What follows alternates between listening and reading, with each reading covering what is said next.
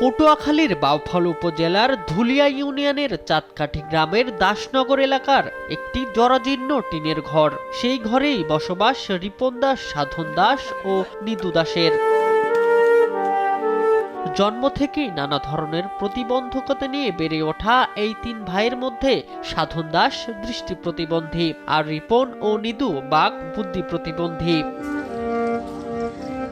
একসময় বাবা রতন চন্দ্র দাস ও মা সরস্বতী রানীর স্নেহ ভালোবাসায় কোনোভাবে চলছিল তাদের জীবন। গেল বছর বাবা মারা যাওয়ার পর সংসারের পুরো দায়িত্ব এসে পড়ে মায়ের কাঁধে। অসুস্থ শরীর নিয়েও তিন সন্তানকে আগলে রেখেছিলেন তিনি, কিন্তু দীর্ঘদিন লিভার ও কিডনি রোগে ভোগার পর গেল মাসে মারা যান মা সরস্বতী রানী।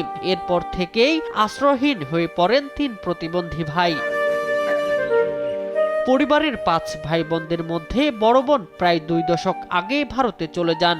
অপর এক ভাই দিনমজুরের কাজ করে নিজের সংসার চালাতেই হিমশিম খাচ্ছেন। ফলে তিন প্রতিবন্ধী ভাইয়ের দায়িত্ব নেয়ার মতো সামর্থ্য তারও নেই।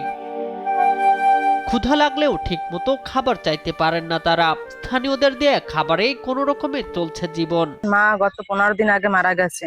ওরা তিনই ভাই নিজেদের মতো নিজে চলাফেরা করতে পারে না, ওয়াশরুমে যেতে পারে না। ওরা আমার স্বামী দিনমজুরি কাজ করে এবং আমি গার্মেন্টসে কাজ করি। এই পর্যন্ত দেখতে দেখতে আসছি। পাড়া প্রতিবেশী কিছু দেই, তখন খায়, না পায় তখন মায়ের সেই সমাধির কাছে কান্নাকাটি করে দেখি। আবার তিন ভাইয়ের অসহায় জীবনের খবর ছড়িয়ে পড়ার পর সহায়তার হাত বাড়িয়ে দিয়েছেন প্রধানমন্ত্রী তারেক রহমান সহ বিভিন্ন সামাজিক ও মানবিক সংগঠন। সমাজের যারা বিত্তবান ব্যক্তি আছেন তারা যেন এগিয়ে আসেন তাদের জীবনমান উন্নয়ন করার জন্য। আমরা সবার কাছ থেকে কিছু সাহায্য সহযোগিতা নিয়ে আমরা একটা নগদ আর্থিক সহযোগিতা তাদের হাতে আমরা তুলে দিয়েছি।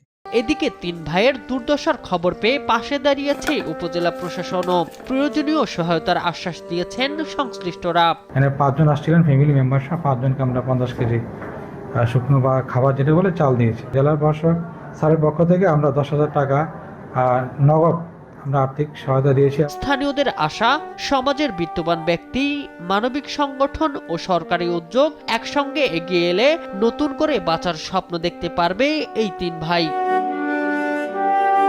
শামীম হোসেন, নিউজ ডেস্ক, দেশ টিভি।